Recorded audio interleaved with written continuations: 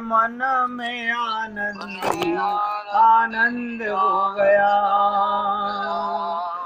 जिसका राम जी के साथ संबंध हो गया, उसके मन में आनंद ही आनंद हो गया। जिसका राम जी के साथ संबंध हो गया, उसके मन में आनंद ही आनंद हो गया। जिसका राम जी के साथ संबंध हो गया, उसके मन में आनंद ही आनंद हो गया। अब बहुत ध्यान से सुनेंगे सभी पुण्य आत्मा। तो भक्त लोग क्या कहते हैं, अब तो हमने अपनी जिंदगी श्याम सुंदर के हाथ बेच दी। जो होना हो जाए। जब घोड़ा बेच दिया, देखिएगा, तो वो मरता है या जिंदा रहता है, उसका मालिक क्या करता है, इससे क्या मतलब। इस शरीर का घोड़ा तो अब श्याम सुंदर का है। इस पर चढ़ो चाहे मत चढ़ो, इसे खिलाओ चाहे मत खिलाओ, रखो चाहे मत रखो, इससे हमारा कोई संबंध नहीं। बस हमारी एक ही अज्ञानता हमको दुख दे रही है, और ये इसी जन्म की नहीं, अनंत जन्मों से दुख दे रही है। भाई जी कुछ पूछना चाह रही थी। तो कहने का तात्पर्य, एक ही अज्ञानता हमको खाई जा रही है कि हमने अपने को शरीर माना हुआ है। ध्यान दे दो, शरीर मानोगे तो संसार के गुलामी करोगे, आत्मा मानोगे तो परमात्मा से प्रेम करोगे। तो ये शरीर का घोड़ा श्याम सुंदर का है, इस पर वो चढ़े चाहे मत चढ़े, इसे खिलाए या ना खिलाए, रखना चाहे ना रखना चाहे, हमारा इस शरीर से कोई संबंध नहीं। ना मैं ना मेरा, ये तो तुम्हारा है। बताइए कितना सरल साधन है, सब कुछ भगवान का है। बोले अच्छा, मोक्ष तो चाहिए होगा, मुक्ति नहीं चाहिए तो मोक्ष चाहिए। तो बोले नहीं नहीं, ये भी नहीं चाहिए। एक जन्म नहीं, हजारों जन्म हो, इसकी चिंता नहीं। हम चाहते हैं केवल यही कि प्रभु तुम्हारे चरण कमलों में हमारी निश्चल भक्ति होवे, निश्चल प्रीति होवे। अरे भाई, इस जन्म में नहीं तो अगले जन्म के लिए ही सही, स्वर्ग या मोक्ष कुछ तो नहीं चाहिए ना। भक्त भगवान के ऐश्वर्य, भगवान के माधुर्य, भगवान के लीला का निरीक्षक, भगवान के हसित, भगवान के भाषित को स्मरण करते हुए संपूर्ण कर्म और कर्म के फलों से मुक्त हो जाता है। अब उद्धव जी ध्यान से सुनेंगे। अब उद्धव जी ने कहा कि नंद बाबा, तुम दिन भर घर में बैठे रहते हो, बैठे बैठे तुमको कृष्ण की याद आती रहती है और सब काम धंधा छूट गया, इसलिए थोड़ी देर वास्ते घर से बाहर निकल जाया करो। बाहर जाने पर देखोगे नदी हैं, पर्वत हैं, वन हैं, ये सब निर्मल शांत रस प्रदान करने वाले हैं। बहुत ध्यान से सुनिएगा, ज्ञानी ज्ञान की बात करता है कि तुम्हारे को बाहर जाओगे नदी नजर आएगी, यमुना नदी है, गिरिराज पर्वत है, बनी बन है वृंदावन में, ये सब निर्मल शांत रस प्रदान करते हैं। अब उन्हें पता नहीं उद्धव को कि वृंदावन वासी शांत रस चाहते ही नहीं है। उनको देखने से शांत रस का उदय जल्दी नहीं होता, किंतु जिस वस्तु में ममत्व नहीं होता उसको देर तक देखते रहो तो हृदय में शांत रस आने लगता है। यह स्वाभाविक बात है। अब सोचिए, अब उद्धव जी ने पहली बार कुछ बोलना चाहा, ज्ञानी है ना, तो कहते हैं उदाहरण के लिए गंगा के किनारे बैठ जाओ और सोचो गंगा किसकी है, तुम्हारी है, दूसरे की है, तीसरे की है। आप बताइए, आपके परिवार में किसी की गंगा है? ये तो बहुत जल्दी कहते हो ये मकान मेरा, ये फ्लैट मेरा, ये कार मेरी, ये शरीर मेरा। गंगा के सामने बैठ के सोचो ये किसकी है। इस भाव से आप गंगा जी का दर्शन करोगे तो हृदय में शांत रस आएगा। बद्रिकानाथ जी यात्रा जाते हो तो देखते हो बड़े बड़े पहाड़ खड़े हैं, दूर दूर तक बहुत अच्छा हरियाली है, बर्फ है, और उन सबको देखकर चित्त शांत हो जाता है, निर्मल आनंद का उदय होता है, आह्लाद होता है, परंतु ममत्व नहीं होता। इसी का नाम शांत रस है। लेकिन हम तो शरीर मानकर ममता मोह आसक्ति में फंसे हुए हैं।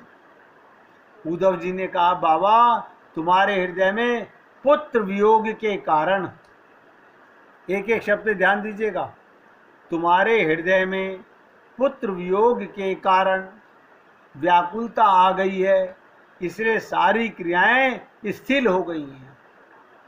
तुमको सब समय बस पुत्र दिखाई देता है। अतः मन बदलने के लिए थोड़ा देर घर से बाहर निकला करो। आप और हम लोगों को तो मन बहुत अच्छा बदलना आता है। आप देखो, हम टीवी देख रहे हैं, मोबाइल देख रहे हैं, पुस्तक पढ़ रहे हैं, पिक्चर देख रहे हैं, कहीं घूमने जा रहे हैं, रिश्तेदारों से मिलने जा रहे हैं, किस लिए? मन के अंदर बदलाव लाने के लिए। अब ये बातें ज्ञानी लोगों की, लेकिन नंद बाबा ने क्या कहा कि बेटा उद्धव क्या बताऊं, मैंने बाहर जाकर भी देख लिया। जैसे घर का कोना कोना कृष्ण को स्मृति से सराबोर है, वैसे ही बाहर का भी एक एक वस्तु कृष्ण की स्मृति से भरी हुई है। अब बता कहाँ जाऊं? मुझे संसार में कोई भी वस्तु बिना भगवान के स्मृति के याद नहीं आती। देखो भक्ति की कसौटी बता रहा हूं। अब हम ना करें वो अलग बात है। आप ये नहीं कह सकते कि हमें भक्ति कैसे करें, अनन्य भक्त कैसे बने। बनना चाहो तो जित देखूं तित श्याममयी है। कहते हैं कृष्ण की स्मृति सराबोर, जैसे बाहर की एक एक वस्तु कृष्ण की स्मृति से भरी हुई है। जहां भी जिस वस्तु को देखा वही वस्तु कृष्ण का स्मरण दिलाती रहती है। इसी प्रकार नंद बाबा ने पहले 4 बातें बताई, अब वो 4 बातें और बताते हैं, और ये दोनों मिलाकर भगवान के 8 स्मारक हो जाते हैं।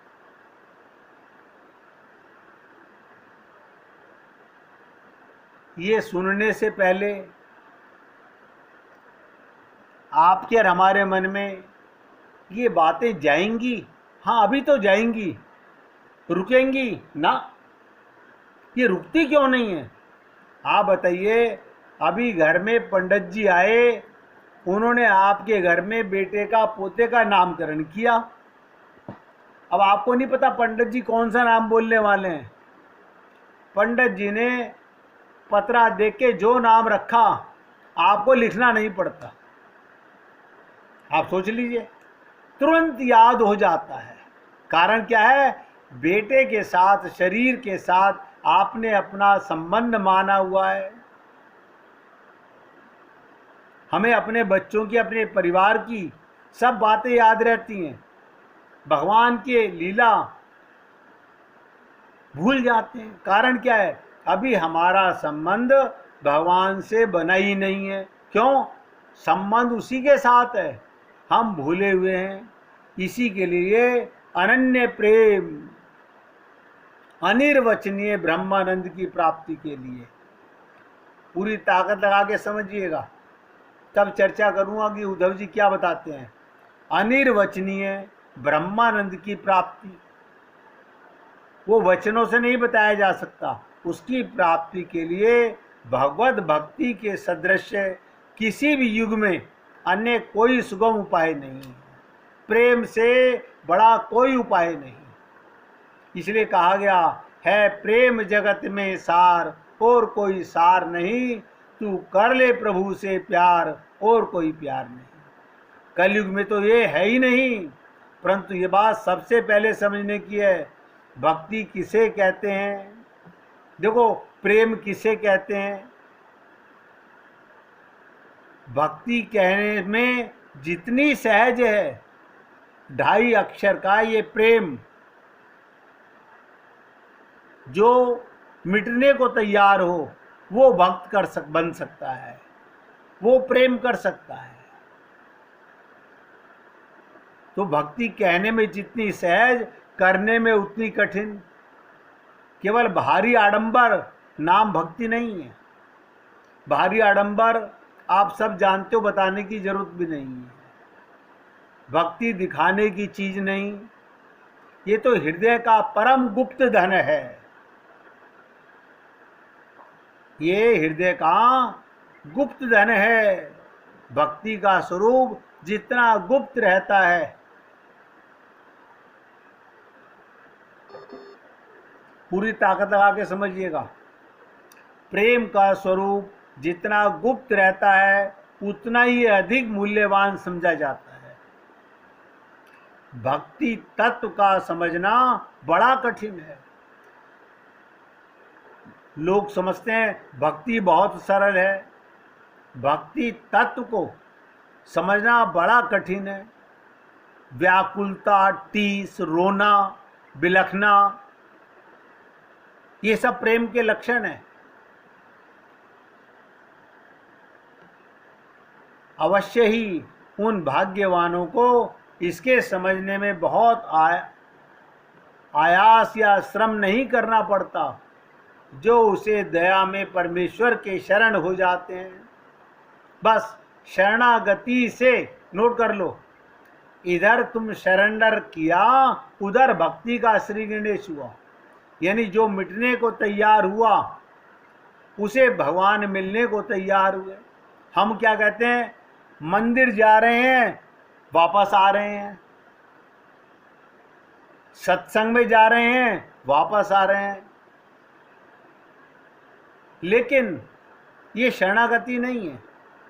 शरणागति का मतलब मन पूरी तरह से सरेंडर कर देना। मन बुद्धि का समर्पण शरणागति है। तो जो उस परमात्मा के शरण हो जाते हैं, अनन्य शरणागत भक्त, नोट करो, अनन्य का क्या मतलब, जो अन्य किसी और की शरणागति नहीं करते, अपने गुरु और अपने प्रभु की शरणागति। भक्ति तत्व परमेश्वर स्वयं समझा देते हैं। शरण होते ही प्रेम का बीज फूट जाता है। अब इसे थोड़ा एग्जाम्पल देके समझ लेते हैं। जब बीज को जमीन में गाड़ा जाता है, जब तक जमीन फूटता नहीं है, मिटता नहीं है, वो बढ़ता नहीं है। क्या मतलब, जब वो अपने को सम्यक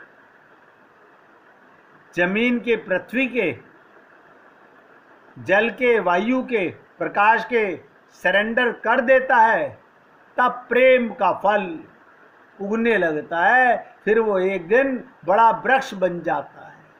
अब ध्यान से सुनेंगे इस बात को। हर बीज में एक पेड़ है। हाँ, ये बात तो समझ आती है। हर बीज में एक पेड़ है। हर हृदय में एक प्रेम का परमात्मा छुपा बैठा है।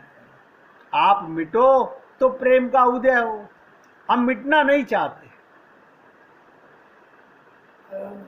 अनन्य नहीं होना चाहते, शरण नहीं होना चाहते। अनन्य शरणागत भक्ति का तत्व परमेश्वर स्वयं समझा देते हैं।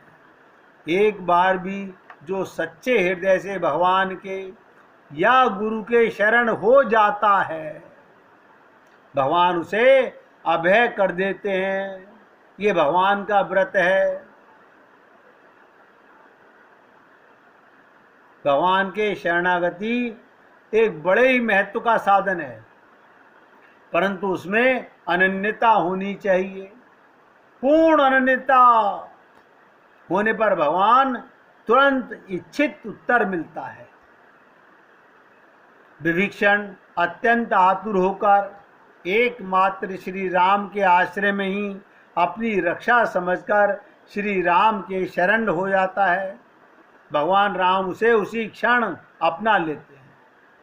ध्यान से सुनेंगे। कौरवों की राज्यसभा में सब तरफ से निराशा होकर देवी द्रौपदी जो ही शरण श्री कृष्ण को स्मरण करती है, सबकी तरफ से ध्यान हटाकर उसने देखा 5 बलशाली पति कुछ नहीं कर पाए। सारी राज्यसभा को देखा और जो नहीं दिख रहा, इन सब की तरफ से आंखें मूंद कर भगवान को याद किया। हैं जी? आवाज नहीं आ रही? आवाज सबको, राजकुमार जी आवाज नहीं आ रही आपको? आवाज नहीं आ रही? आ रही है? आवाज नहीं आ रही? अरे हो गया है। हमारा तो म्यूट नहीं हो सकता। आपका म्यूट हो गया है। 1 मिनट रुको, देखता हूँ भैया मैं। 1 मिनट। आवाज नहीं आ रही। हाँ 1 मिनट जी, 1 मिनट। 1 मिनट। आपका स्पीकर आपसे म्यूट हो गया है। अपना स्पीकर खोल लीजिए आप। हाँ खोल रहा हूँ।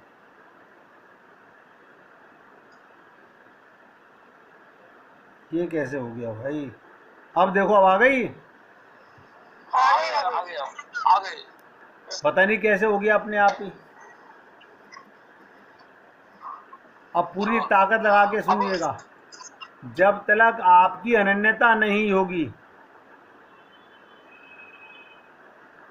अनन्य शरण का यही उदाहरण शरणागति सांसारिक कष्ट की निवृत्ति के लिए थी। इस भाव से भक्तों को भगवान के लिए ही भगवान के शरणापन्न होना चाहिए। फिर तत्व की उपलब्धि होने में विलंब नहीं होता। आप कहते हो हमारे को पहले भगवान से प्रेम हो जाए, हम शरणागति बाद में करेंगे। ये नहीं हो सकता, कभी नहीं हो सकता। इधर आप सरेंडर हुए और उधर भक्ति का श्री गणेश हुआ। ये बात तो आपने कई बार सुनी है कि जो जाकी शरण गयो वापे वाकी लाज, उल्टे जल मछली चले और बहो जात गजराज। अब देखिए, मैं ये नहीं कह रहा हूं कि आप शरणागति कब होंगे, ये आपका अपना डिसीजन है। हर व्यक्ति का पर्सनल डिसीजन है। सरेंडर करना क्या है? मन बुद्धि, बस जो करे सो हरि करे। अब ना हम गुरु के शरणागत होते, ना प्रभु के शरणागत होते। अब अगर हो जाएं तो जो करे सो हरि करे। आपको फिर कुछ नहीं करना पड़ेगा, सब भगवान करते हैं। और सच्चाई तो यह है, एक आज आपको इम्पोर्टेंट बात और बता देता हूँ। जब तक हम सरेंडर नहीं करते, तब तक आप और हम सब लोग कर्ता होते हैं, और जब तक कर्ता होते हैं तब तक भोक्ता होते हैं। क्या मतलब? हम जो कर्म कर रहे हैं उसका फल हमें भोगना पड़ेगा, लेकिन शरणागत होते ही जो करे सो हरि करे।